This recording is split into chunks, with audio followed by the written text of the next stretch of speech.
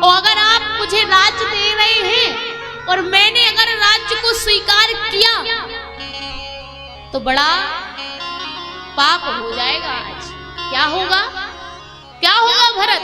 अरे तुम तो संत हो, तुम साधु हो, तुम अगर राज्य को स्वीकार कर लोगे तो कोई अहित नहीं होगा, कोई पाप नहीं होगा।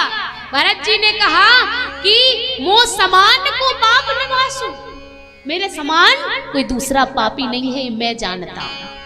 और अगर आपने जबरदस्ती राज्य को दिया तो महाराज ये राज्य कहां पर किया जाता है? पृथ्वी पर। और पृथ्वी, जब मैं राज्य को स्वीकार करूंगा तो ये पृथ्वी ही नहीं रहेगी।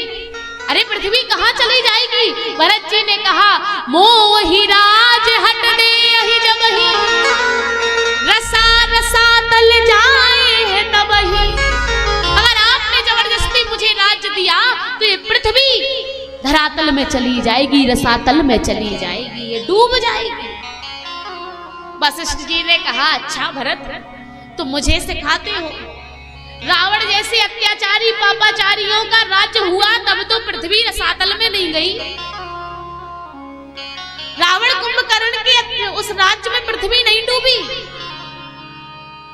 इतने दुष्ट हुए, कंस हुए, इतने ना जाने हिरण्याक्ष हिरण्यकश्यपु के शासन में पृथ्वी रसातल में नहीं गई। और तुम कहते हो कि मैं जब राज्य को स्वीकार करूंगा तो पृथ्वी रसातल में चली जाएगी।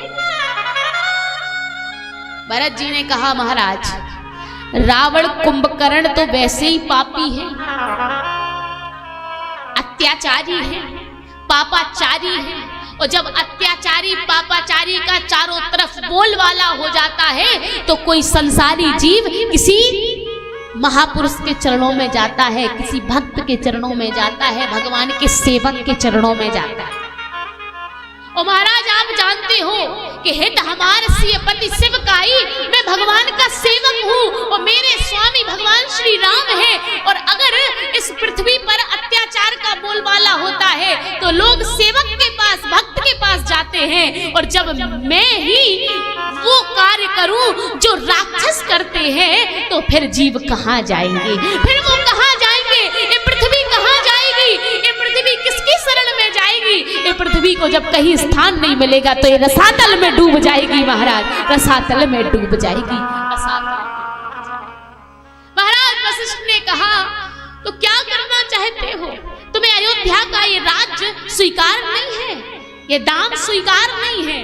भरत जी ने कहा महाराज